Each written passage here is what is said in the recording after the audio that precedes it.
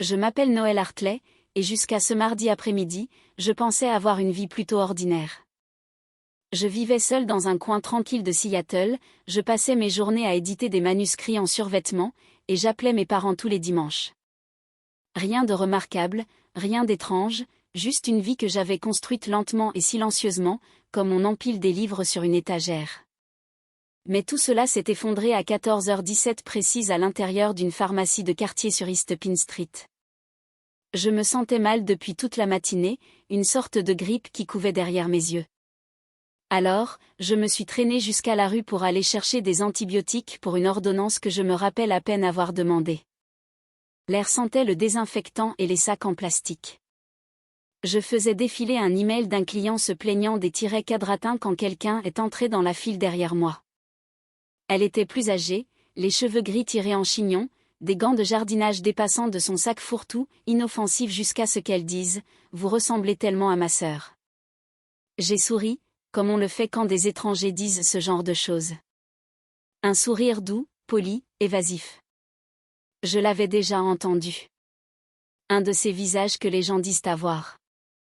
Mais elle n'a pas souri en retour. Ses yeux se sont remplis de quelque chose d'autre. Du chagrin, peut-être, ou du choc. Puis elle a dit 5 mots que je n'oublierai jamais. Elle a disparu quand elle avait 7 ans. J'ai senti ma poitrine se serrer.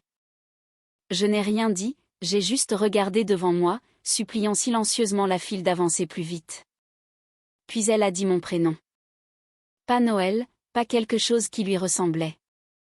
Elle a prononcé un nom que je n'avais jamais entendu de ma vie, mais qui, d'une manière ou d'une autre, a fait hérisser les poils de ma nuque. Et le truc, c'est que je ne l'ai pas corrigé parce que quelque part, sous le bruit de la pharmacie et l'électricité statique dans ma poitrine, quelque chose en moi murmurait, elle a peut-être raison. Je n'ai pas dormi cette nuit-là. Après la rencontre à la pharmacie, je suis rentrée chez moi avec les antibiotiques toujours dans le sac en papier et ma tête bourdonnant plus fort que la fièvre ne l'aurait jamais pu.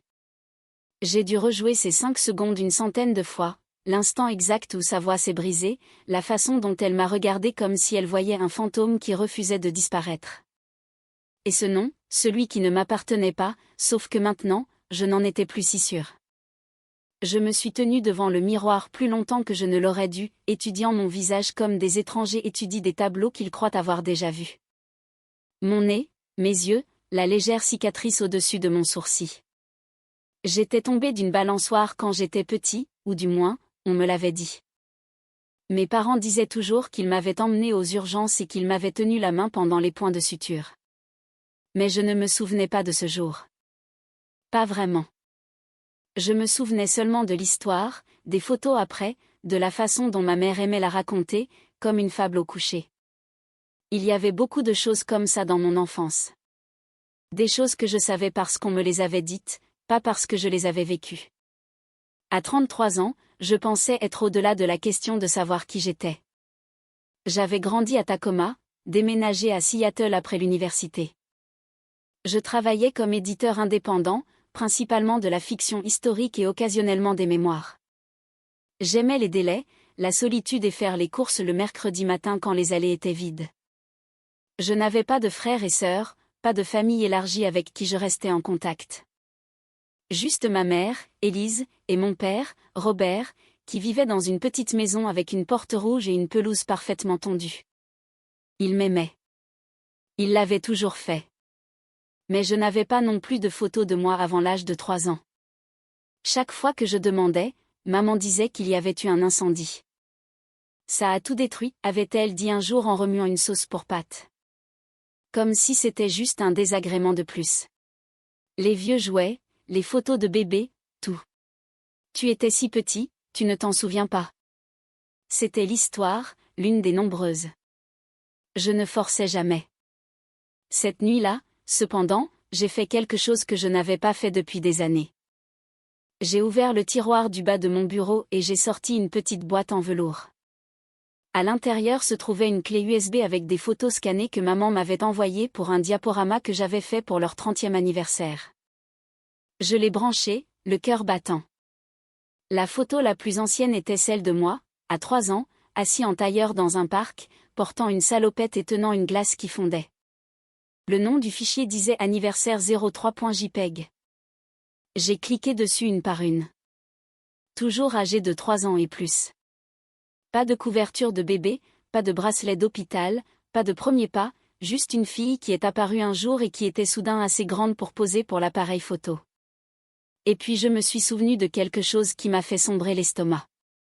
Mon acte de naissance. Je l'avais vu une fois il y a des années quand j'avais demandé un passeport. Je me souvenais avoir pensé à quel point il paraissait neuf, comme s'il avait été imprimé dans un magasin de photocopie. Je ne voulais pas sauter aux conclusions, mais ma peau me semblait trop serrée, ma respiration trop courte, et le nom que cette femme avait prononcé à la pharmacie ne cessait de résonner dans ma tête. Le lendemain matin, j'ai appelé ma mère. Elle a répondu avec sa voix chantante habituelle. « Bonjour mon trésor. Comment te sens-tu ? » « Bien, j'ai dit. Juste un peu fatiguée. » Nous avons parlé de rien. Du temps, des courses, d'un nouveau voisin avec un chien aboyeur. Puis j'ai demandé, « Dis, tu te souviens où nous habitions avant Tacoma ? » Il y eut une pause. Puis, « Tu veux dire avant l'incendie ? » Oui. Encore une pause plus longue. Je crois que c'était quelque part dans le sud de l'Oregon, dit-elle finalement. Pourquoi ? Aucune raison, j'ai menti. Mais je l'ai senti changer. Quelque chose dans sa voix s'est tendu juste légèrement. Et pour la première fois de ma vie, je me suis demandé ce qu'elle ne me disait pas d'autre. Je me suis dit que je n'allais pas sombrer, que tout cela n'était qu'une coïncidence, un cas bénin d'identité erronée. Mais ce coin calme et soupçonneux de mon esprit, celui que j'ignorais habituellement, était maintenant grand ouvert, feuilletant chaque souvenir que j'avais, comme s'il essayait de trouver une fissure dans le plancher. À midi, j'avais un mal de tête pire que l'infection que j'étais censée traiter. Alors, j'ai appelé Daphné. Elle était ma plus proche amie à Seattle, une infirmière pédiatrique avec une franchise brutale que j'appréciais habituellement et que je redoutais parfois. Elle est arrivée à mon appartement dans son uniforme bleu, tenant un thé glacé et un sourcil levé. « Tu as l'air d'avoir vu un fantôme, dit-elle. Peut-être que j'en ai vu un. » Je lui ai tout raconté. La femme à la pharmacie, le nom, la cicatrice, les photos qui commençaient trop tard, la conversation avec ma mère ce matin. Daphné a écouté sans interrompre, ce qui était rare. Puis elle s'est laissée tomber sur mon canapé et a dit, « Bon, c'est soit l'histoire la plus étrange que j'ai jamais entendue, soit le début d'un documentaire de tous les diables. » Ne plaisante pas. Je ne plaisante pas, Noël. Si quelqu'un venait vers moi et commençait à énumérer des choses sur mon corps qu'il ne pouvait pas savoir, je serais déjà en train de vérifier mes antécédents. Je ne vérifie pas mes antécédents. Pourquoi pas ? Ça m'a arrêté. Je n'avais pas de réponse. Daphné a pris mon ordinateur portable sur la table basse, l'a ouvert et a commencé à taper comme si elle était née pour démanteler les conspirations. Comment s'appelait-elle déjà ? Je ne sais pas. Elle ne m'a jamais donné le sien. Juste celui de sa sœur. Celle qu'elle pense que je suis. Daphné a continué à taper. D'accord. Quel était ce nom ? J'ai hésité, puis je l'ai dit à voix haute pour la première fois. Éléonore. Daphné s'est figée. Éléonore quoi ? Je ne sais pas. Elle ne l'a pas dit. Nous sommes restés silencieux un instant. Daphné a cliqué sur Facebook. Bon, cherchons quand même. Nous avons cherché des combinaisons. Éléonore disparue. Éléonore années 90, Oregon, Washington. Rien. Puis j'ai ajouté, elle a dit que sa sœur avait disparu quand elle avait 7 ans. C'étaient ses mots exacts. Daphné a ajouté le mot « disparu » à la recherche et a restreint la date. C'est là que nous l'avons trouvé. Lena McKinley, enseignante retraitée du primaire, vit à Seattle. La photo de profil la montrait dans un jardin entouré de tournesols.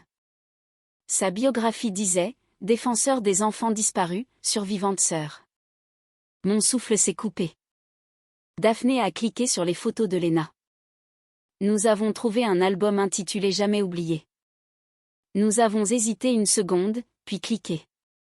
La première photo était une photo d'école d'une fille, peut-être 7 ans, sans dents de devant, de grands yeux verts, un casque de vélo rose jeté sur une épaule. Ça aurait pu être moi. Ça me ressemblait plus que toutes les photos de tout petit que je n'avais pas. Je dois lui parler, ai-je murmuré. Oui, a dit Daphné doucement. Tu dois vraiment le faire. J'ai passé le reste de l'après-midi à arpenter mon appartement. J'ai écrit et réécrit un message à Léna au moins 10 fois avant d'envoyer finalement « Bonjour, c'est Noël. Nous nous sommes rencontrés hier à la pharmacie. Je pense que nous devons parler. » Elle a répondu 10 minutes plus tard. Merci. J'espérais que vous le feriez. Elle a suggéré que nous nous rencontrions le lendemain matin. Un endroit calme, a-t-elle dit. Quelque part de sûr au cas où je serais submergée. J'ai choisi le café Blue Fern près de Pike Street, pas loin de chez moi. Terrain neutre, mur familier. Cette nuit-là, je n'ai pas dormi non plus. Mais cette fois, ce n'était pas la peur qui me gardait éveillée. C'était autre chose.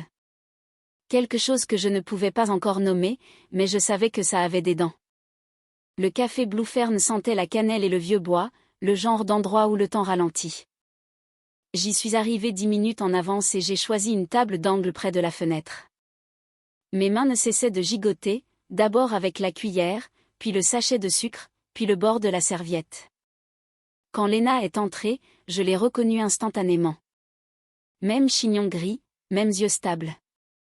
Mais elle avait l'air différente cette fois, plus fragile, en quelque sorte, comme si elle n'avait pas dormi depuis des jours. Elle a marché vers moi, tenant un grand sac en toile et quelque chose d'autre glissé sous son bras, un mince dossier en manille. Je me suis levée pour la saluer. Nous ne nous sommes pas fait de câlins. Elle a juste hoché la tête une fois, comme si elle avait peur qu'un mauvais mouvement ne me fasse fuir. Merci d'être venue, dit-elle doucement. Je n'étais pas sûre de le faire, ai-je admis. Elle s'est assise prudemment. Sa voix était calme, mais ses mains tremblaient tandis qu'elle posait le sac sur la chaise à côté d'elle.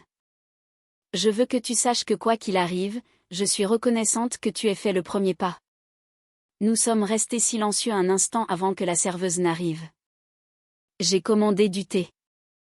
Léna n'a rien commandé. Je ne pense pas qu'elle ait même regardé le menu. Puis elle a attrapé le dossier. Ce sont des copies, a-t-elle dit. Je ne voulais pas vous submerger, mais je pensais que vous voudriez peut-être en voir un peu. Elle a ouvert le dossier et a commencé à étaler des morceaux d'une vie qui, selon elle, avait autrefois été la mienne.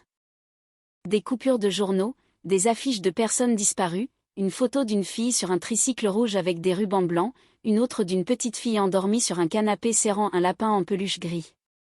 Chaque image m'a frappé comme une vague à laquelle je n'étais pas prêt. Je connaissais ce lapin. Je ne savais pas comment ni pourquoi, mais je connaissais la sensation de ses oreilles entre mes doigts. Je connaissais le fil effiloché près de son cou. Tu l'appelais Bouton, a dit Léna, remarquant ma réaction. Tu n'allais nulle part sans lui. J'ai appuyé mes paumes à plat sur la table. Elle a disparu en juin 1996, a continué Léna. De notre jardin à Eugène. Je l'ai laissé jouer sur la balançoire pendant 5 minutes pour répondre au téléphone. Quand je suis revenue, elle était partie. Je ne me souviens de rien de tout ça, ai-je dit. Tu avais 6 ans. Le traumatisme peut faire ça. Et parfois, les gens travaillent très dur pour s'assurer que vous ne vous souvenez pas. Cela a tordu quelque chose dans ma poitrine. Léna a pris une inspiration, puis a sorti un dernier article du sac en toile. Un étui zippé en plastique. À l'intérieur, un kit de test ADN à domicile.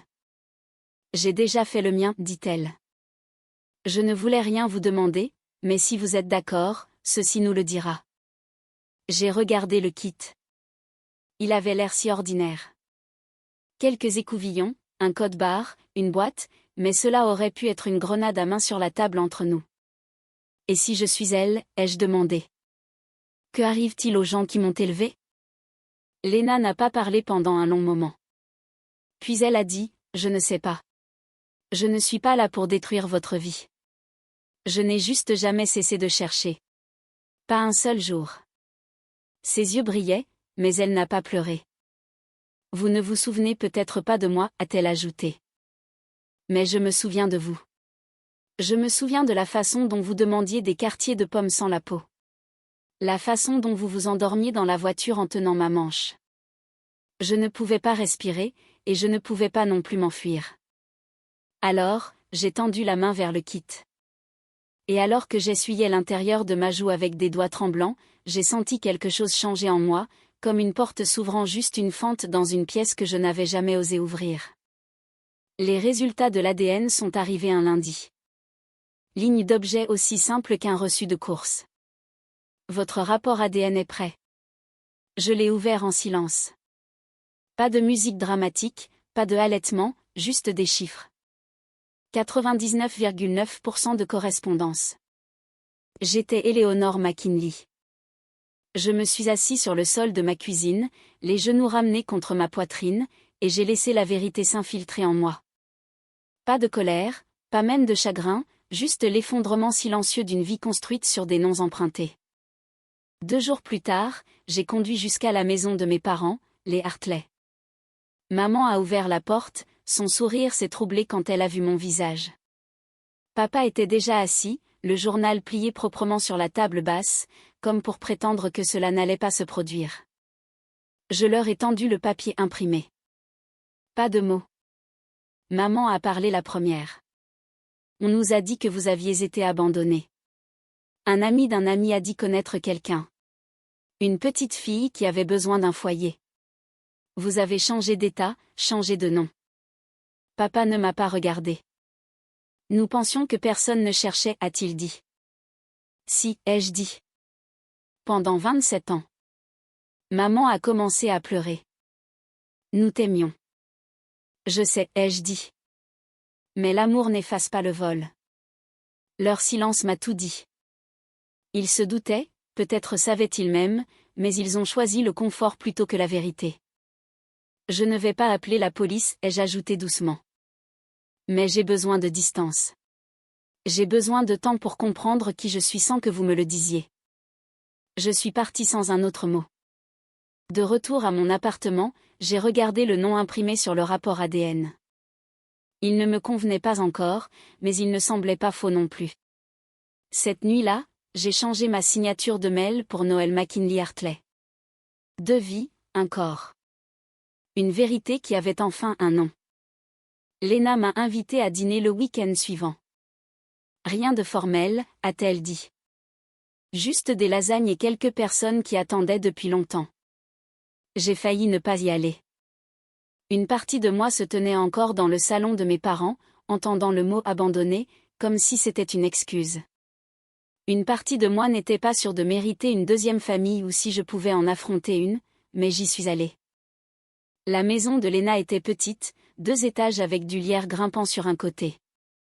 Elle sentait les tomates cuites et le basilic, et il y avait trop de cadres photos pour le nombre de murs.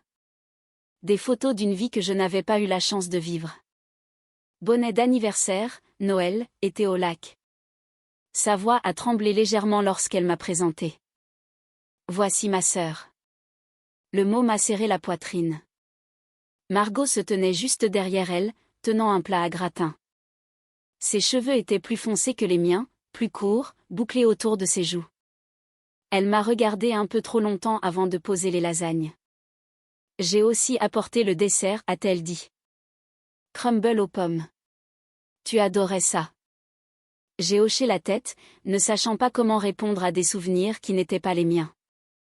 Le dîner était étrange de la manière dont le deuil est étrange quand il est silencieux. Pas de cris, pas de larmes, juste le silence de personnes réapprenant à s'asseoir ensemble. Jude, le fils de 10 ans de Margot, était assis à côté de moi et me regardait toutes les quelques minutes comme si je pouvais disparaître au milieu d'une bouchée. Après, Margot m'a demandé si nous pouvions parler dehors. Nous nous sommes tenus sur la véranda arrière sous des guirlandes lumineuses et un ciel trop vaste pour le peu d'importance que je me donnais. Je n'ai jamais cessé de penser à toi, a-t-elle dit. J'avais 8 ans quand tu as disparu. J'ai vérifié la balançoire tous les matins pendant 1 an. Je ne savais pas quoi dire. Elle m'a tendu une petite boîte en bois. Celle-ci était à toi. À l'intérieur, un bracelet de colonie de vacances, un dessin de baleine au crayon de couleur, et un médaillon en or avec de minuscules empreintes digitales sur le fermoir. Je ne me souvenais d'aucun d'entre eux, mais j'ai serré la boîte comme s'ils étaient des morceaux d'une langue que j'avais oublié de parler. Margot a touché mon bras. Tu n'as pas à redevenir elle. Tu as le choix. J'ai regardé à travers la porte vitrée, Léna débarrassant les assiettes, Jude léchant une cuillère. Je ne sais pas qui je suis encore, ai-je murmuré. C'est bon, a-t-elle dit. Nous attendrons. Et pour la première fois depuis des semaines, j'ai cru quelqu'un quand il a dit cela. Je n'ai pas effacé le nom Noël. Je ne pouvais pas. C'était le nom qui avait grandi avec moi sur les cartes de bibliothèque, les demandes d'emploi, dans chaque note que mes parents laissaient sur le frigo. Il contenait des souvenirs, des attachements, même s'ils étaient construits sur quelque chose de volé. Cette partie de moi était réelle, l'est toujours. Mais Éléonore, la fille qui a disparu, elle compte aussi. Elle existait avant que quiconque n'essaie de la renommer. Et même si je ne me souviens pas de sa balançoire, de son lapin ou du jardin d'où elle a disparu, je sais maintenant qu'elle était aimée, recherchée, regrettée au-delà de toute mesure. Je vis entre ces noms maintenant. Noël se présente au travail, répond aux emails, paie les factures. Éléonore est dans le médaillon que je garde dans ma table de chevet, dans les histoires de Léna, dans les textos prudents de Margot. Chaque mardi, Léna et moi prenons un café. Elle apporte des coupures et des souvenirs. Elle ne fait jamais pression. Certains jours nous parlons, certains jours non, mais elle est là, stable, chaleureuse et incroyablement patiente. Margot prend de mes nouvelles avec une sorte de grâce tranquille. Ses messages sont courts, attentionnés. Parfois une photo du dernier dessin de Jude. Une fois, juste les mots, tu es toujours ma sœur. Toujours. Les Hartley, Robert et Élise. Nous nous voyons une fois par mois. Le dîner est prudent mais honnête. Ils ne font plus semblant. Ils sont en thérapie. Moi aussi. Je ne leur ai pas pardonné. Pas entièrement. Mais je ne porte pas non plus leur honte pour eux. Ce poids n'a jamais été le mien à porter. Ce que j'ai appris, c'est ceci, on ne choisit pas toujours comment commence son histoire, mais on peut choisir qui aidera à écrire le chapitre suivant. Mon nom légal est maintenant Noël McKinley Hartley. Ce n'est pas élégant, mais c'est vrai. Il honore à la fois la vie que j'ai vécue et celle que je n'ai pas pu terminer. Je ne me sens plus perdu. Je me sens entier.